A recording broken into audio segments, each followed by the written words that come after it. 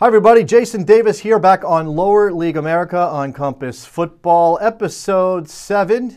Nipun Chopra from SockTakes.com with me, as always. Nipun, how are you? I'm great, Jason. How are you this wonderful Tuesday evening? I'm doing fine. You just put us in time. We don't usually do that, but okay, sure. It's Tuesday for everybody who wonders when we record. Yeah. Nipun, it's an interesting day in lower division soccer in America, as it always is, and we get to talk about FC Cincinnati today. We have a very special guest, DJ Switzer, founder of Wrong Side of the Pond, and also a former communications director at FC Cincinnati, will join us. But you're very anxious to do your shout-outs, so why don't we do that first? What you got for us, Nipun? Everything is less important than my shout-out. My shout-out this week is to the Regiment, Charleston Battery, a fantastic, I was scrolling it the wrong way, fantastic club here in USL, fantastic supporter group. Shout out to them. Just got knocked out of the playoffs. 2019 will be another good season for them. Good name, the Regiment, for a supporters group for a team called the Battery, which is all about guns and cannons and stuff like that, I think, right? I don't know I'm not a war historian. I'm a soccer guy. Let's do some news. Let's talk about the news around the lower divisions in the United States before we get to our main story today, Nipun. We start in Las Vegas. Big news out there for the Lights. Yeah, big news. Ex-USSF presidential candidate, ex-manager of Atlanta Silverbacks, ex-US men's national team international, Eric Winalda, is now the technical director and head coach of Las Vegas Lights. Yeah, and one note in this that I thought was very interesting, Pablo Maurer, MLSist, writes for your MLSsoccer.com, The Athletic these days actually. He had a tweet that suggested the Lights were actually targeting Landon Donovan before they ended up with Eric Winalda. That would have been something else. Going for a big soccer name in America, the Lights making waves. Of course, Winalda, Cal FC, where he took a couple scalps. You know why, Jason? Because light is a wave and a particle, so well done. Very sciencey of you, Nipun, with that PhD. Cal FC for Eric Winalda, and that Open Cup run, beating the Portland Timbers and making some noise there. And, of course, the Atlanta Silverbacks, where he did very well in the NASL for a brief period of time. Now, this is all Skype. Well, Skype was part of it. Let's not just make it about the Skype. Right. Full-on commitment now to Las Vegas Lights. No other things going on in Eric Winalda's life. He doesn't have the TV obligations anymore. So we'll see how this goes in Las Vegas. Elsewhere, NISA making news, Nipun, and doing it in a very kind of piecemeal kind of way. Yeah, we have the names of 3, and based on who you speak to, 4 announced teams. We learned there's a team in Connecticut, which, based on my sources, will be around Norwich, Connecticut.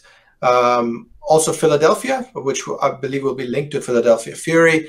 And today we learned there will be a team in Charlotte, which is not attached to the previous Charlotte NISA team, which is now that ownership group is not invested in this project. If you didn't know who that was in the first place, then great. You don't have to worry about it. Exactly.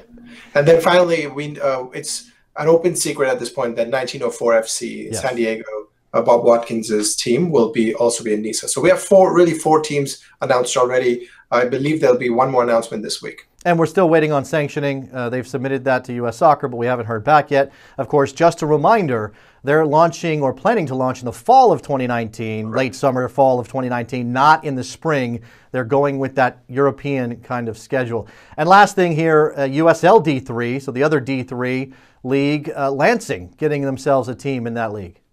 Yeah, this announcement will come Thursday. Again, it's going to happen, and just everyone knows it's going to happen. It is backed by the AA baseball team down there in Lansing. It will be a team that will have some of the same people as the Lansing United PDL team of 2018, but they will not be in ownership positions. However, this will be, according to my sources, one of the last 2 teams announced for USL D3 for next season. So we're getting to the final bits of the USL D3 mosaic. Okay, all the ducks in a row there. A little bit of news. Shout out as always. When we come back, we'll talk to DJ Switzer and we'll get into the history and the story and the future of FC Cincinnati here on Lower League America from Compass Football.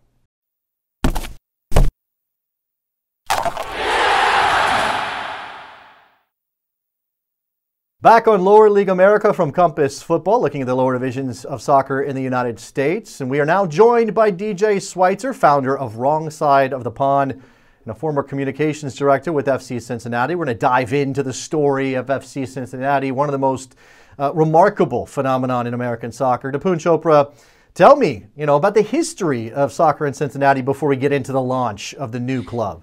Yeah, so the history of soccer in Cincinnati goes back to the mid-'70s. There have been at least four teams in various leagues, including the USISL, the PDL, USL as well.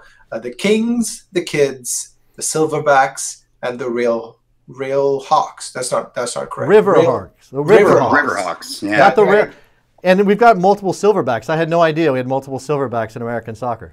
Exactly. I think I got confused by the infamous Carolina Railhawks. But history in soccer in Cincinnati goes back a long time, as is true of most cities. It's just that those teams survive for small amounts of time. And FC Cincinnati, once they came in, has really been a phenom ever since that point. Yeah, 2015, the club announced on the field in 2016. And DJ, give us a little background here on the beginnings of getting back into high-level professional soccer in Cincinnati. Yeah, well, first off, guys, thanks for having me on tonight. It's really cool to join you. And actually, the story that Nipun told was pretty accurate. We've had a lot of kind of up and down success with soccer in Cincinnati. I've been to games for everyone except for the kids, dating way back through Cincinnati soccer history. So we never really had anything that quite caught on. And we kind of first heard about FC Cincinnati dating back to late 2013. Myself and Chad Hollingsworth, formerly of Scratching the Pitch, actually broke the news that USL would be making the return in 2015, or a couple months before the official announcement. And we really all kind of had the same thoughts. There was already a pre-existing MPSL team here in town that really hadn't hit the mark, Cincinnati Saints, who I used to work for as well. And while we were finding success, we really weren't finding the breakthroughs that we were seeing in places like Indianapolis and Louisville and even Sacramento. So we all kind of thought this was going to be the same story all over again when FC Cincinnati arrived back on the scene. Interesting. And again, I mean, we're talking about a team that became a phenomenon, and yet you, and knowing the history of Cincinnati and having been to all these games for these various iterations of clubs over the years, didn't have any idea that we were going to spark this way and see this massive response to professional soccer in Cincinnati. And Nipun, I think what we want to look at here is kind of why this happened, and what is the coalescing of factors here that helped FC Cincinnati become this phenomenon. Yeah, we want to outline 10 reasons, Jason, why FC Cincinnati is in so many ways a glass in a bottle. That doesn't even make any sense.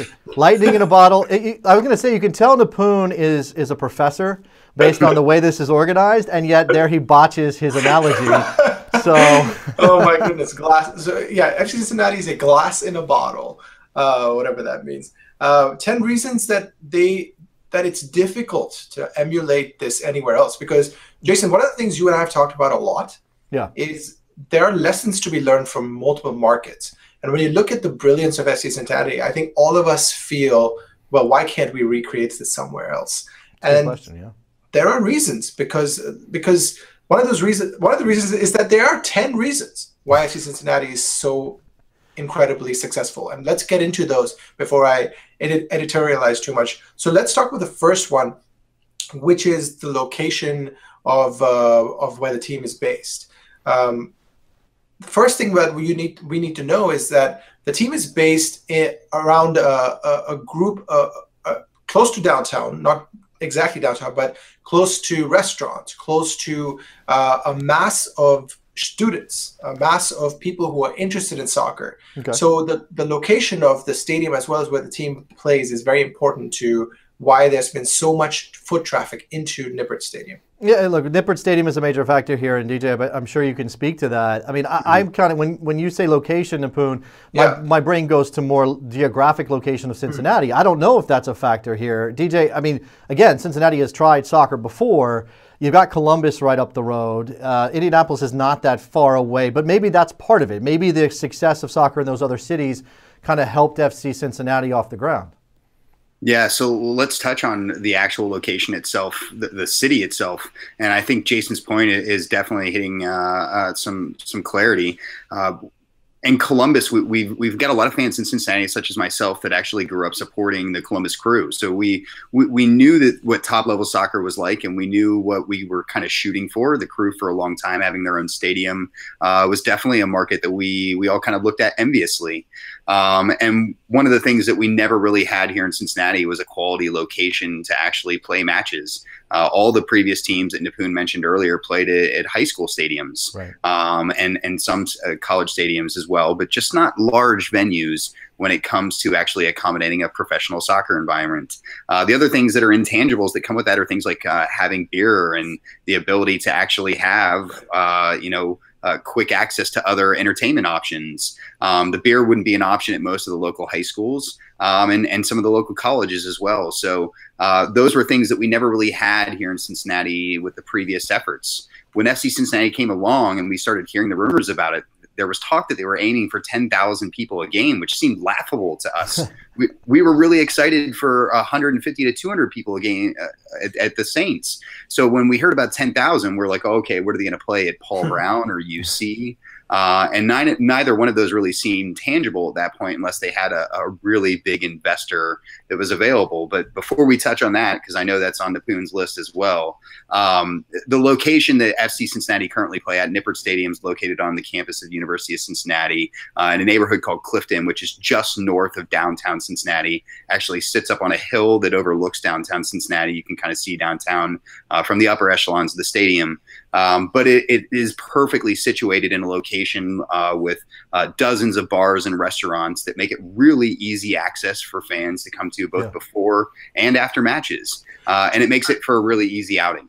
We've seen that impact. Sorry, Nipun. We've seen that impact of the vibrant atmosphere around game day be a factor here.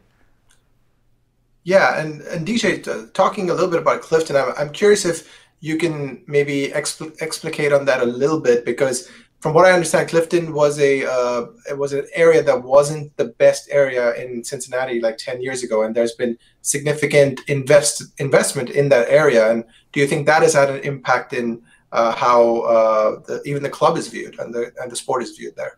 Well, you could say that actually about a lot of the urban core of Cincinnati 10 years ago.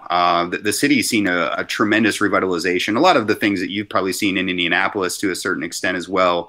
But we've seen just a huge influx in investment into the urban core. Over the Rhine, which is the neighborhood just next to where they're going to be building the new stadium, is kind of the hot spot area in town now, both for its old architecture and its revitalization.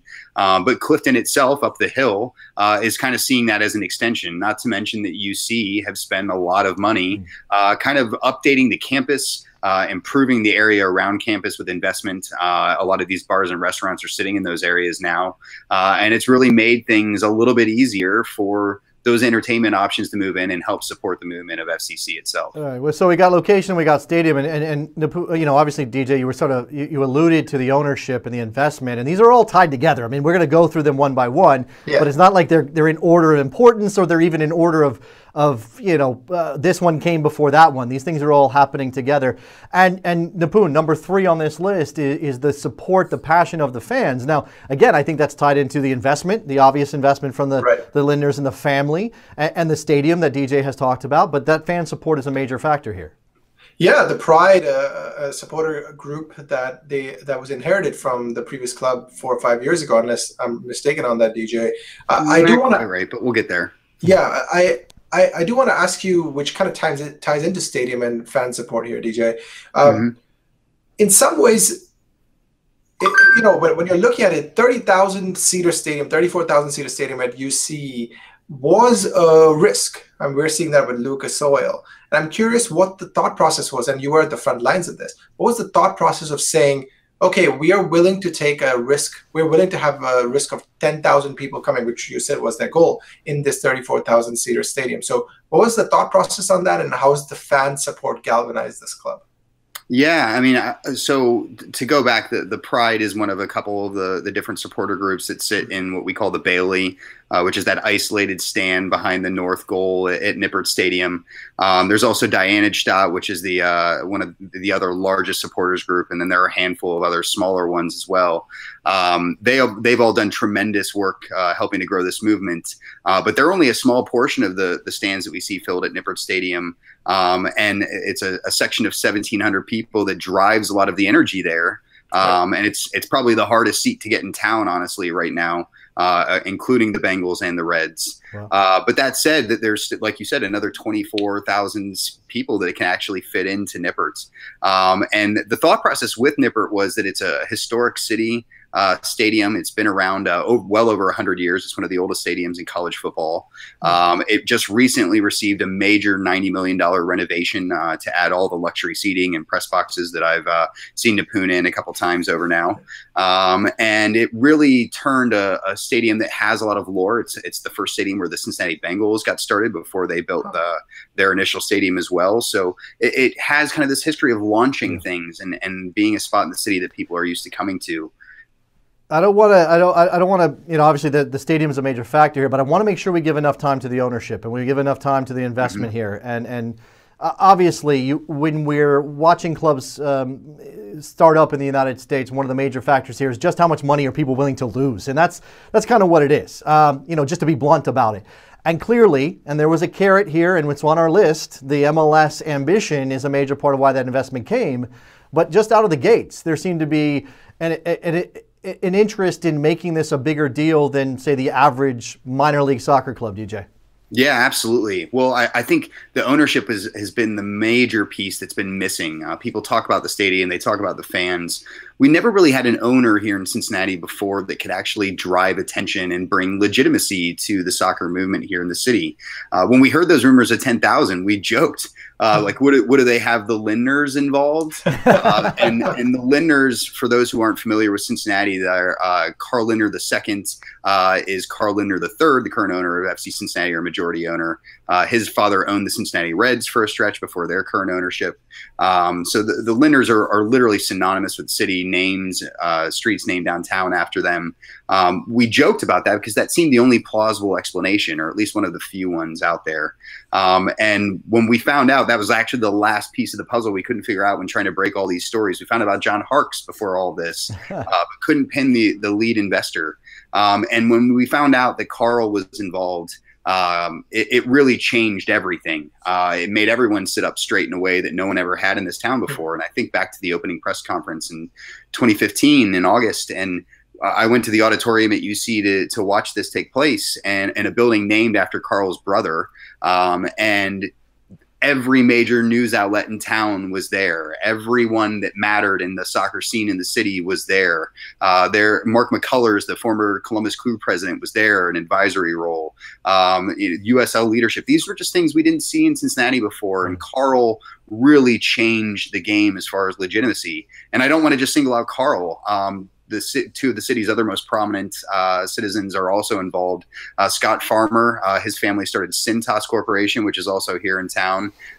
He is also one of the lead investors both for the USL and MLS team. And then the Joseph family, which are well known for their car dealerships, but also for land and real estate here in town. So getting that type of group together instantly dropped FC Cincinnati into a legitimacy bracket that they'd never had the luxury of with the soccer scene here before.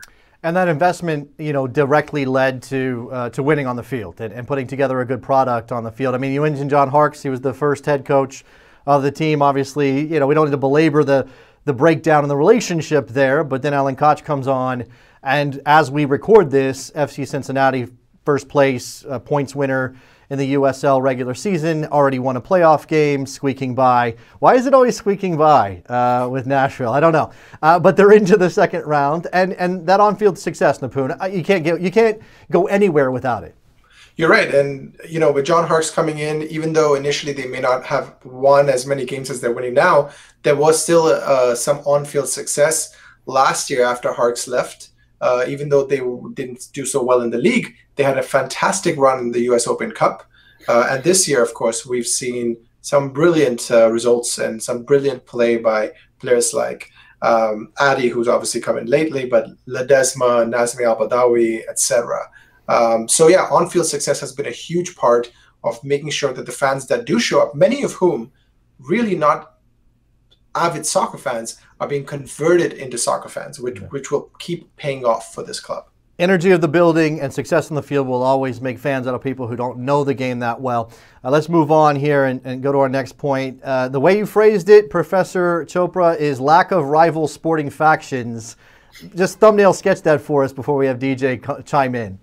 Yeah, so FC Cincinnati, with its other major sports avenues, and actually DJ mentioned a couple of them in the Bengals and the Reds, the football and baseball team respectively, have not of late had a lot of success. And I think that has driven, we don't know statistically how much, but some of that has driven feet and bodies into Nippert Stadium for soccer games as the team continues to do well. And I think that has been a contributory factor. So DJ, new product, and obviously when you start winning, people pay attention. How big of a deal is that for FC Cincinnati?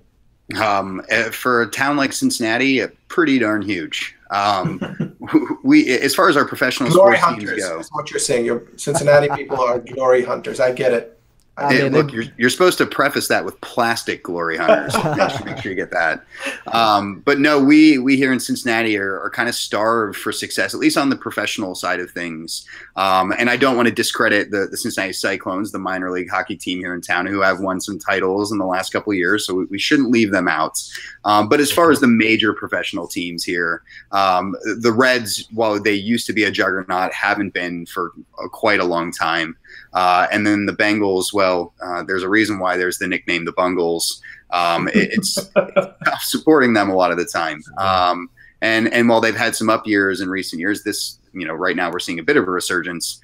We've not really had that here, at least on a long-term scale. So when it came to actually having a successful team on the field, FC Cincinnati, winning in any generality in pro sports here gains you some sort of attention. And when they started kind of putting together some winning streaks under John Harkes in that first year, it really drew out some fans. Now, I imagine it also drew out some coverage, and the next point here is about media support. And you can talk about the mainstream media support, DJ, but obviously we know that people in the grassroots and blogs and just fans putting together podcasts. I've been a guest on Cincinnati Soccer Talk a couple different times, and those guys do a good job. I know there's lots of people locally who care about it. That's a fact. I mean, Nipun's a good example of finding a place that's uncovered and putting in the work and making something. Yeah, I mean, it's definitely been something that we've seen all of those bloggers. Shoot, that's how I got my job, and my place is actually going in that realm. I think part of the reason the team hired me initially was to shut me up and to keep me from squealing out all their secrets. But at the same time, it's not just been those bloggers, as you mentioned, which have been great. It's been the mainstream media, dating all the way back to those initial press conferences. The club has seen full buy-in from the major newspaper. They have not only a full-time beat writer covering the players and the team, but they also have a secondary writer that helps out as well. There's also every major news outlet in town has people out for training every week. Everyone is at every single game. It's legitimately a buy-in that we haven't seen with soccer at all. And again, a lot of it comes from the legitimacy and the attention that we've drawn in the early stretches. Yeah, and like the big money drives interest. Everybody wants to know what the Lindners are involved in, I'm sure, and that gets you to this point. And obviously I mentioned it earlier, and it's tied into this. Their involvement was partly about trying to get to Major League Soccer. Now, we know, sitting here talking about that, that's happened. But let's talk about how important it was to have that MLS Caret and for that investment and everything to sort of be pushing towards top-level soccer. How big of a deal was that to helping FC Cincinnati be successful at the USL level? No, it was a great point. It's something that I think a lot of people place a lot of value in, and I don't think they shouldn't. But it's kind of surprising early on, and you could see this in a lot of the messages that were exchanged running the team social media accounts. You get to live and breathe this stuff and see what the people are thinking. And honestly, a lot of people didn't know that it wasn't a big deal, that we weren't Major League Soccer. They kind of just assumed because of the people that were involved, the size of the crowds that were showing up, and the level of soccer being high enough to pass the sniff test, that they were going out and seeing a high-quality product. Now, I think once the buzz really hit going into our second season, having Don Garber come immediately after the season to kind of evaluate town and see what we had up our sleeves, I think that really lit the city on fire, and that's when the carrot really got dangled. So I don't know that it was the first year, but by year 2, once that carrot was out there, man, the city really showed up and played its part to actually help us bite that end of it off. Yeah, Nipun, if you want to add anything here to the way MLS played a role in this. Yeah, I think based on all the conversations I've had in lower division soccer, I think one of the most sustainable ideas to keep fans on board is to convince them that MLS is a possibility. I think a lot of fans are more invested when they learn that they could have Zlatan Ibrahimovic, for example, showing up at their door. So I think in multiple ways, not just from the ownership perspective, but from sponsorship perspective, fan perspective, media perspective, the MLS Caret was very important to making sure that there was no lull between seasons 1, 2, and 3. That in fact, fan interest and season ticket numbers kept growing from year to year to year. Ticket prices. I mean, this is going to be something that's going to be interesting as they move up to Major League Soccer. You have, maybe the fans didn't know what they were watching, that it wasn't Major League Soccer, but the hit on their pocketbook not as steep for that USL product, DJ. Yeah, no, the pricing definitely played a part in the success the club has found in the stands. Nipun mentioned this a little bit earlier. A lot of the people that are coming out to the FC Cincinnati games, this is their first run at soccer before. So, for someone like me who was used to driving up to Columbus, committing a gas tank in my car to get in there and back and, spending some money up there, I kind of knew what I was getting into. And you'd see the prices the first year and being able to buy student tickets for as low as $5 in that first season. Right. Really was kind of eye-opening. Like, wow, that's an interesting and bold strategy. And not that the prices weren't competitive with the other teams that had been here before, but it just was different for the market at the time. It also enabled masses of people to come out to the games for the first time and see what the experience could be. I say this all the time. While the product on the field is a huge part of why people come out, the crowd itself is a massive reason why people actually come back out to FC Cincinnati games and attend for the first time. And full credit to the supporters over in the Bailey that make the atmosphere what it is. But those prices really did drive a lot into it. Now the prices have gone up. There's been a lot of this talk of free tickets, giveaway tickets. And I can say with certainty, while there certainly were some promotions, there really weren't anything on the scale of what a normal professional sports team would do. And it really never got to the point where it was like, oh, we're packing the house because we're selling $1 tickets. Look, our highest attended games ever have always been tickets at far higher price points. And they were the ones that usually sold out the fastest as well. So it's definitely not something that's entirely driven on price, but it's gotten us there. And I think when they get in MLS, they'll be priced competitively with reportedly the lowest ticket prices in the league next year. Very interesting. What I want to add there, Jason, is that I think the brilliance of the marketing plan and the ticket plan that FC Cincinnati had in year 1 in 2015 was that they realized that they're in a market where soccer has not previously taken off or has died down. And they made sure that they got people in the door for the experience, exactly, right. The experience that DJ talked about. And they knew that once they're sold on the experience, they'll be buying tickets at $20 a ticket as opposed to $5 a ticket. And that's something that other clubs do not do enough of. That there's this idea that if you have cheap tickets, they'll never invest in the future type of thing. And I think that sort of thinking may have some merit to it, but has a lot of flaws to it as well. So FC Cincinnati, success with their ticket prices, it helps. Last thing here to put on your list, youth soccer. I mean, this is a factor in every major youth soccer market in the country, but how big of a deal is it in Cincinnati? So I got to admit, this one's from DJ. I didn't come up with this one because I hadn't even considered it, and he's absolutely right. So I'll let DJ take the lead on this. Yeah, so not to steal Nipun's points and make it into a 10-pointer instead of a 9-pointer. But youth soccer really can't be ignored here, both for the current and actually the past. While Jason's right, a lot of the cities around the country can claim a really good participation rate in youth soccer. There really aren't many places that can at this point. Cincinnati really got into the game pretty early, dating all the way back into the early 80s. It was actually kind of a phenomenon here on the youth scale of things. And by the 90s, when I was actually getting into the youth soccer scene pretty heavily here, there were already fully developed club systems in a way that a lot of the other cities here in the Midwest didn't necessarily have configured. And a lot of that is due to the population and demographics here to a certain extent. But that said, it made a lot of people like me who grew up playing the game and had a thirst and desire to continue watching it at a high level, but weren't really willing to make the investment to drive an hour and a half up the road, 2 hours up the road to catch a game.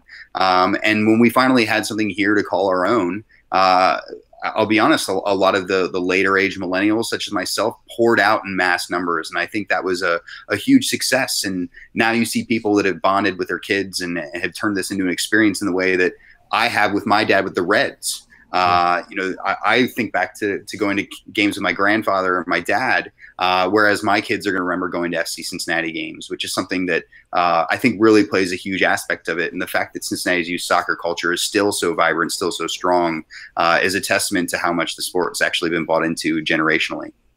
There it is. That's the list. 10 factors for the reasons, 10 reasons. They're not factors, they're reasons, I guess. Nipun wrote reasons. For the success of FC Cincinnati. DJ Switzer with incredible insight here. Nipun, any closing thoughts here? I mean, the question around this show is, can the success of FC Cincinnati be replicated? I think it cannot be duplicated. I don't think it can be duplicated or recreated somewhere else exactly. But I think there are lessons to be learned in each one of these points for other teams. And that's why you've had Cincinnati, a city which was best known for Nicholas Shea of 98 Degrees, having done so well with the soccer team in FC Cincinnati. Are you going to let him do that to you, DJ? I mean, that's a party shot. Look, I go with Skyline, but everyone kind of turns their nose up at that as well. So maybe we'll stick with that for now. All right. DJ Switzer, thank you very much for the time. Wrong side of the pond. Nipun Chopra from Sock Takes, as always. I'm Jason Davis. Make sure you're following Compass Football on YouTube and Facebook and all your social media. We're always looking for new ideas for this show and for new shows, so communicate with us. That's why we're here. Thank you very much for watching. We'll see you next week.